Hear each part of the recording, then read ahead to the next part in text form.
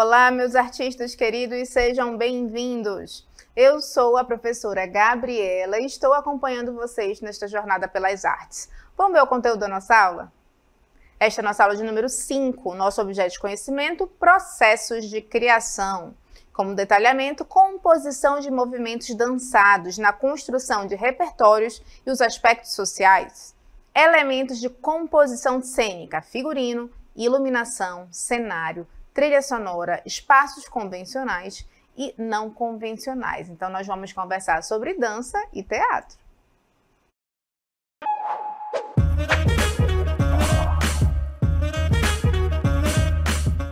Nós vamos começar a nossa aula falando sobre dança e a gente trouxe um cenário bem interessante, bem colorido. Vocês lembram de alguma coisa vendo isso aqui? E aí? A gente lembra de alguma coisa vendo? Ai, ali em cima tem umas bandeirinhas. Ah, já sei! Festa junina, né? Então, quando a gente tem esses festejos juninos, normalmente nós temos o quê? Dança, não é verdade? A gente tem algumas danças folclóricas que muitas vezes são apresentadas durante estes festejos juninos. Então, é comum que a gente participe, que a gente interaja com essas danças, com as quadrilhas, por exemplo, e com outras danças folclóricas que são apresentadas. Normalmente, no momento da festa junina, é o momento onde essas danças folclóricas dos mais variadas regiões do país são apresentadas. E é aquele momento que a gente consegue perceber as diferenças e as semelhanças, inclusive, entre elas. Então, vamos começar a conversar um pouco sobre dança. Olha só, quando a gente fala de dança, aí a gente vai pensar em como essa movimentação aconteceu. E a gente vai falar um pouco sobre o Egito, por exemplo. As danças no Egito, elas tinham um caráter sagrado e eram executadas em homenagens aos deuses. Os mais homenageados eram a deusa Hathor, que é da dança e da música, e o deus Bes, que é considerado o inventor da dança.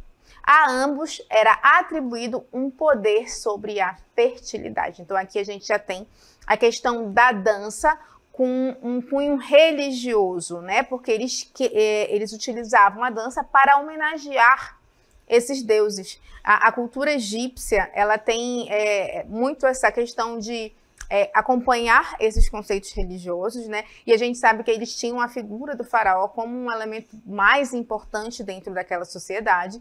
E lá, a dança era utilizada para fazer homenagem a esses deuses. Vamos ver agora a imagem. Aqui a gente tem a deusa Hathor, né, que seria uma das deusas homenageadas, e o outro deus, que é o deus Bes, que ele também era homenageado nas movimentações em dança do Egito. Então, a dança ela tinha esse cunho, né, de homenagem, uma celebração.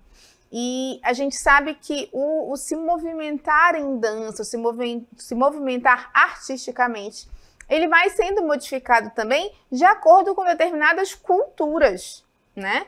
Então, é comum a gente perceber, inclusive a gente viu aí, durante os nossos desenhos, a gente viu durante a nossa imagem da festa junina, a gente se remete às danças que são apresentadas. É muito comum nas escolas, né, nos momentos de festa junina, as salas apresentarem. Cada sala fica com uma dança, né? E a gente percebe que as culturas são diferentes, as movimentações são diferentes. Então, assim como outras linguagens artísticas, a dança foi acompanhando as transformações históricas, sociais e culturais.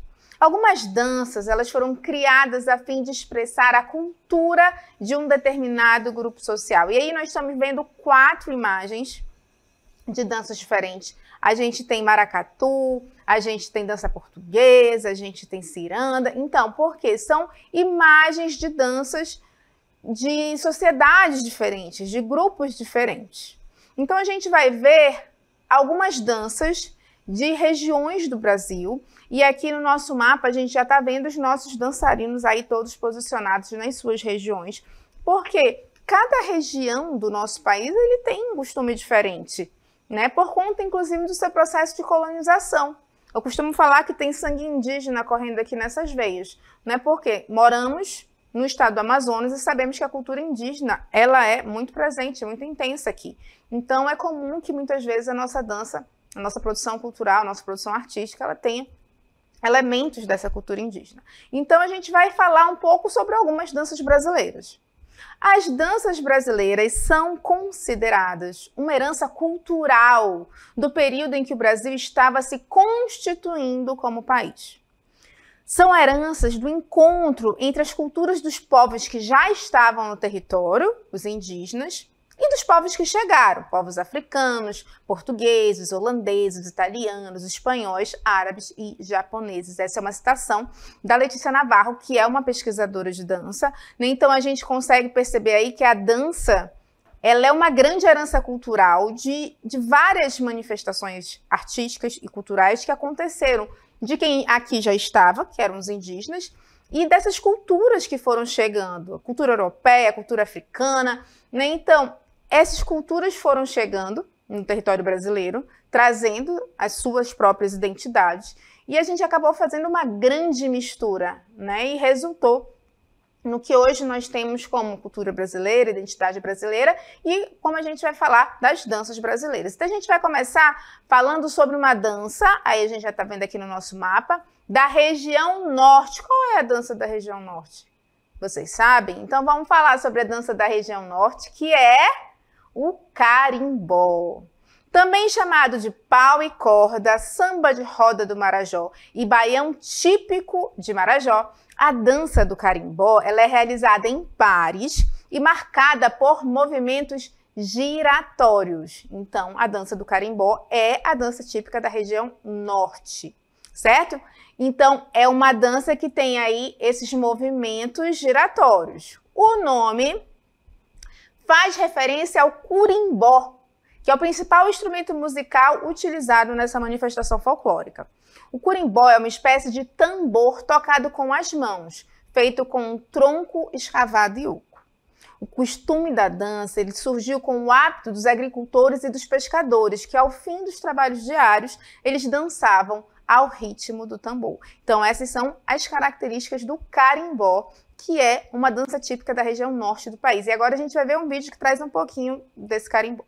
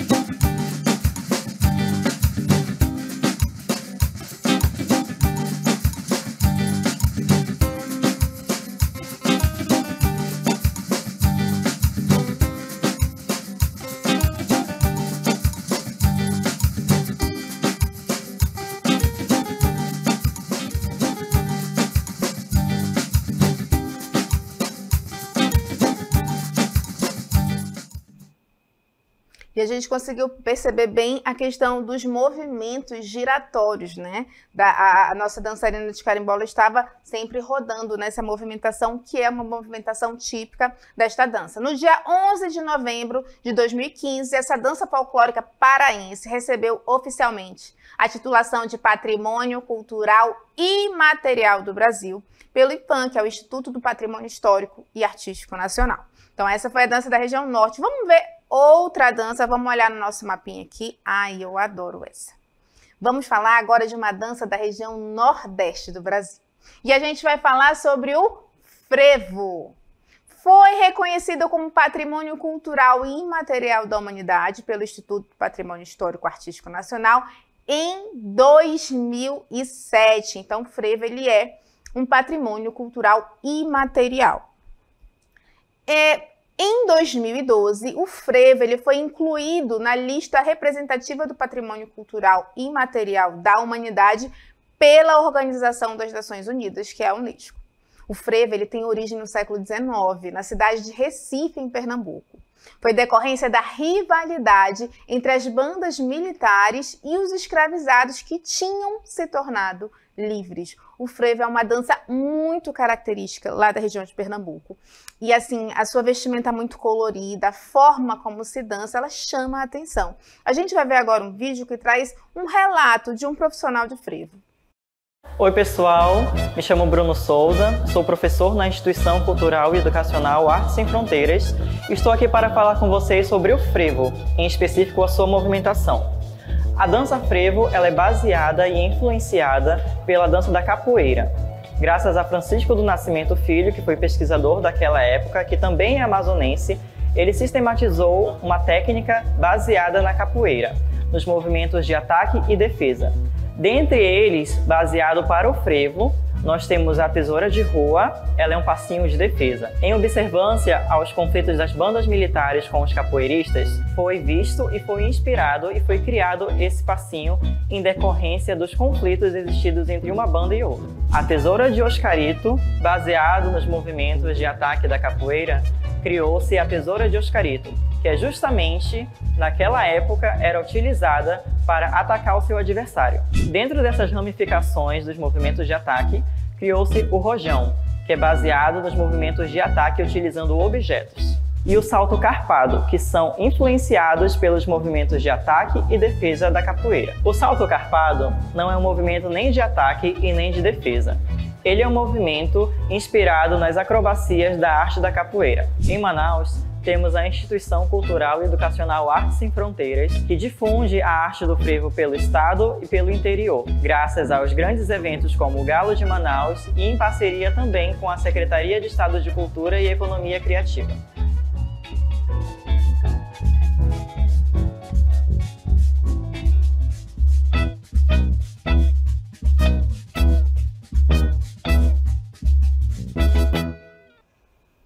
Com essa quantidade de salto, a gente precisa ter um bom preparo físico para dançar o frevo, né? Então, o frevo caracteriza-se por ser uma marchinha acelerada ao som de uma banda, que segue o estilo dos blocos de carnaval. Ele incorpora elementos de outras danças, tais como machixe, polca e, inclusive, a capoeira. Uma das características mais marcantes é a utilização de sombrinhas coloridas, objeto que assume um papel importante na dança. Mas qual é a utilização dessas sombrinhas, né? Elas auxiliam na coreografia, ajudando os dançarinos a obterem equilíbrio ao executar os passos acrobáticos. Além disso, trazem um colorido especial à dança. Os passistas, como chamados dançarinos de frevo, usam roupas bastante coloridas também. E a gente trouxe aqui uma dançarina de frevo, uma passista, né? Que ela está aqui fazendo a sua movimentação e a gente percebe a utilização da sombrinha colorida, né? Justamente para trazer, a gente viu que existe um conceito técnico, né? Digamos assim, que ela traz um equilíbrio nos movimentos acrobáticos, como ela está mostrando aí para a gente, a elevação das pernas, e ela também traz esse colorido. E importante a gente lembrar da relação direta com a capoeira. No vídeo que nós vimos, o professor até mostrou para a gente alguns desses movimentos e que eles têm uma relação direta com os movimentos que são executados na capoeira. E o frevo, ele é uma dança muito animada, né? Como ele tem muitos saltos, é uma dança acrobática, né? É uma dança envolvente e deixa as pessoas muito animadas, principalmente na época do carnaval. Vamos continuar nossa viagem pelo Brasil e suas danças. Qual será a região que nós vamos ver agora? Vamos para o nosso mapa. Chegamos na região sul, vamos lá para baixo agora. Região sul do país. Qual é a dança? Vocês estão olhando aí o nosso personagemzinho, né? Vamos falar da chula.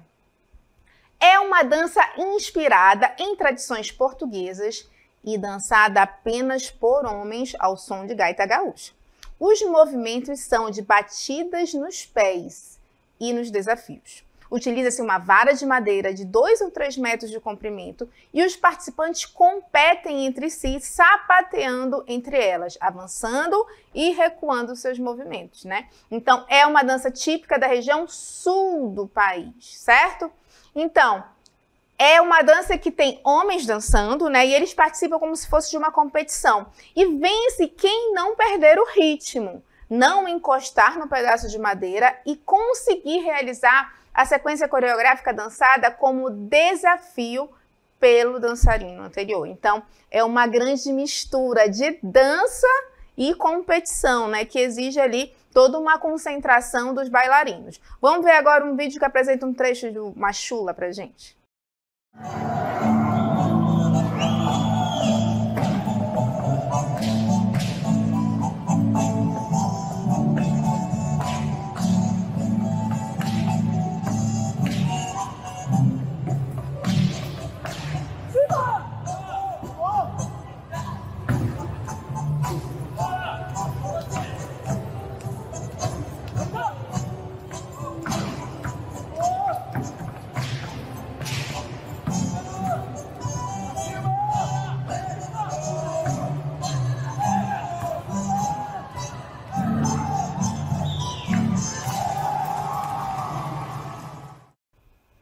A gente conseguiu perceber a madeira, né? E o dançarino, ele ia utilizando seus passos, muitos passos com os pés, evoluindo, né? Passando por cima daquela madeira que estava no chão. Então, esse foi um trecho de uma dança da chula. E agora a gente vai para outra região do nosso país. Chegamos na região sudeste. E nós vamos falar sobre uma dança típica de lá, que é o jongo. É uma dança de origem africana, possivelmente do povo oriundo de Angola, da qual participam homens e mulheres, significando divertimento. O canto tem um papel fundamental associado aos instrumentos musicais e à dança. Então a gente já vê que no jongo a gente tem uma participação muito forte da questão do canto. O jongo é uma dança de roda e de umbigada. Um casal de cada vez dirige-se para o centro da roda, girando em sentido contrário ao dos ponteiros do relógio. De vez em quando aproximam-se e fazem a menção da umbigada, justamente, né, do movimentar do umbigo. A umbigada no jongo é de longe, eles não precisam estar perto, né, é de longe. E foi reconhecido como patrimônio imaterial brasileiro pelo Instituto do Patrimônio Histórico Artístico Nacional em 2005. Então a gente tem o jongo, que é uma dança folclórica da região sudeste do país, e a gente já vem aí uma dança de origem africana, com elementos africanos, né? A questão da dança de roda, da umbigada, que é uma movimentação que a gente também tem aí uma origem africana, e é uma dança muito alegre, cantada. O canto é muito importante no jongo, e a gente vai colocar para vocês um QR Code que apresenta aí uma dança do jongo, que é o pontão de cultura do jongo. Quando vocês tiverem a oportunidade de assistir, né, essa apresentação, vocês vão perceber os elementos muito específicos, né, da movimentação do jongo.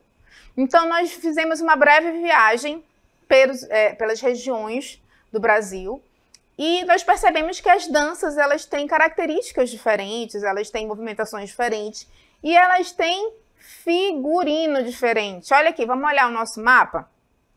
A gente tem capoeira, frevo, jongo, chula e cada um tá usando uma roupa diferente, não é verdade? Por exemplo, o frevo e o carimbó têm roupas muito coloridas, mas o frevo, a saia já é mais curta, né? No carimbó a saia é longa, ela é rodada, porque a dançarina do carimbó, ela tem essa movimentação, né?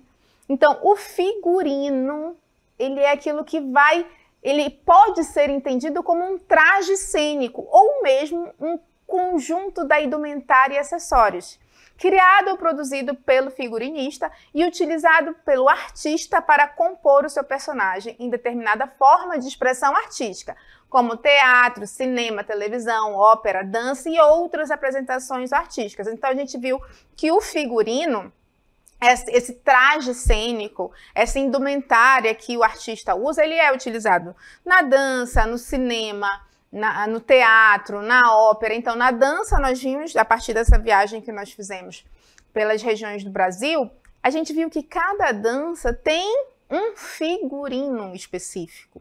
E um figurino muito característico, né? Porque ele cria esse personagem. O bailarino, o dançarino de frevo, quando ele coloca a roupa do frevo, aquela roupa muito colorida, quando ele segura o guarda-chuvinha colorido, ele já se veste de frevo, né? Ele já carrega ali toda a característica daquilo que ele está se propondo a fazer. Então, o figurino, ele tem essa responsabilidade, digamos assim, né? Ele traz a possibilidade do artista, seja o ator, seja o bailarino, né, de ele incorporar esse personagem, e esse figurino é utilizado nas apresentações artísticas. No teatro, a gente tem uma das figuras muito importantes, que é o figurinista. O figurinista, ele é o responsável por pensar nesses figurinos, e é muito importante a gente lembrar também que esses figurinos, eles precisam ser ambientados de acordo com a proposta da ação cênica, né? Se eu vou fazer uma apresentação de carimbó, eu não posso colocar meu bailarino vestido com uma roupa de frevo. Não é verdade? Então, se a gente está numa peça teatral que acontece no século XVIII, eu não posso colocar uma roupa da idade contemporânea, que aí não vai dar certo. Então, o figurinista, ele tem essa função, né? Ele precisa estudar a proposta da ação cênica para pensar qual é o traje, né, que aquele artista vai precisar usar. Outro elemento importante que nós vamos falar é a iluminação. Tá, mas o que é iluminação? E para a gente falar de iluminação, a gente veio para um palco. A iluminação é um poderoso recurso do espetáculo. Ela possibilita recortar objetos no espaço, isolar atores, diminuir e aumentar áreas do palco, revelar a altura, o perfil, os contornos e a profundidade. É um recurso que permite ressaltar os elementos essenciais em cena e eliminar os demais. Então, a iluminação é um recurso de extrema importância dentro da ação cênica, porque ela consegue reduzir esse espaço, ampliar o espaço, né? Vocês estão vendo que aqui no palco tem como se fosse um círculo, que ele está um pouco mais claro. É como se fosse um foco de luz. Então, utilizando um foco de luz, a gente consegue reduzir um pouco esse espaço onde a ação cênica vai acontecer. E ele consegue, inclusive, direcionar o olhar da plateia. Deixa o palco escuro, coloca um foco de luz, o que vai acontecer? As pessoas automaticamente vão olhar para o lugar que está iluminado. Então, essas possibilidades que a iluminação traz, elas são essenciais durante a ação cênica. Inclusive, é um elemento que é muito utilizado em apresentações de dança também. Existem momentos da coreografia que a gente precisa que só um bailarino seja, né, evidenciado, ou então que a gente direcione o olhar da plateia para um outro movimento, enquanto o outro está sendo utilizado, e toda essa dinâmica de palco, ela é direcionada pela iluminação. Então, pensar a iluminação, é preciso você pensar também no que está acontecendo em cena. Os elementos que estão em cena. O que eu quero? Eu quero ressaltar o quê? Eu quero ampliar o meu espaço? Eu quero diminuir? Eu quero deixar o ambiente mais claro? Eu quero deixar um ambiente mais sombrio? Eu vou aumentar essa iluminação? Eu vou diminuir? Qual cor eu vou utilizar? O iluminador, que é o responsável pela iluminação, ele tem todo esse cuidado de pensar, inclusive, quais cores de luz ele vai utilizar em cada cena específica. Então, é muito importante a gente entender que tudo faz parte de um conjunto. A gente falou do figurino, a gente está falando da iluminação, então são vários fatores que direcionam, né, o fazer artístico, a cena que está acontecendo ali, e elas se completam para a gente poder apreciar essa ação de uma forma mais agradável. E um outro elemento importante que nós vamos ver são os cenários. O cenário e os espaços de apresentação. O que são? Conjunto de elementos organizados no espaço cênico, onde ocorre o espetáculo. Quando eu falo de espaço cênico, gente, estou falando que é onde acontece. Aqui eu estou num palco, que é onde vai acontecer o espetáculo. Pode representar o lugar ou lugares onde ocorre a história. Pode criar ambientes improváveis ou impossíveis e até mesmo pode surgir estados emocionais e psicológicos do personagem. Olha o que pode sugerir: estados emocionais e psicológicos do personagem que está ali sendo representado. Então, o meu cenário, o espaço da apresentação, onde está sendo feita a apresentação, ele vai direcionar, né, o lugar onde aquela ação está acontecendo. Né? A proposta é: aquela cena vai acontecer em algum lugar e o meu cenário vai me ambientar nesse lugar, certo? Então, a gente vai trazer aqui como se fosse um exemplo de como seria, né, essa utilização desse cenário, como a gente poderia trabalhar esse espaço de apresentação. Olha só, estamos aqui no nosso palco e vocês estão vendo que a gente já recebeu a cortina, né? A gente tem a nossa iluminação. E vocês perceberam que chegaram alguns elementos? Vamos observar aqui. Tá, mas o que que chegou? Chegou uma cama, chegou uma poltrona. Que lugar seria esse? Se estivesse acontecendo uma ação cênica aqui, que lugar vocês falariam que essa ação está acontecendo? Num quarto, né? Porque a cenografia, os elementos cênicos, como a cama, como a poltrona, elas trouxeram essa ambientação. Então, a gente já entende que nós estamos num ambiente de um quarto. Então, essa cena vai acontecer num quarto.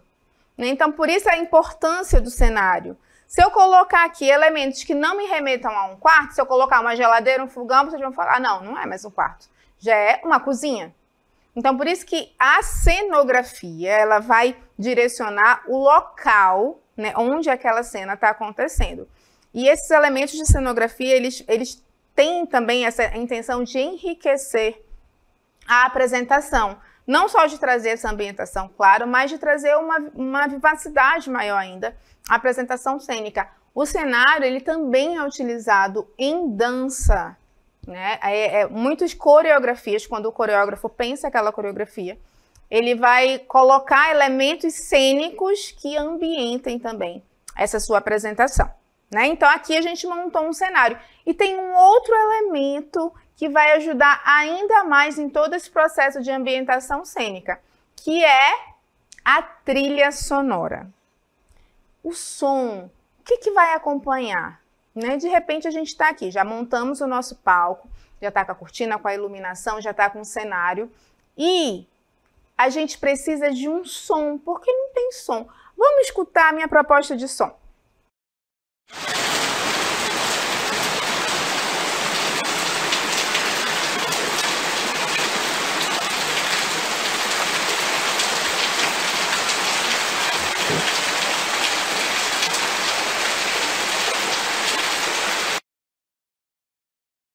Vocês perceberam esse som?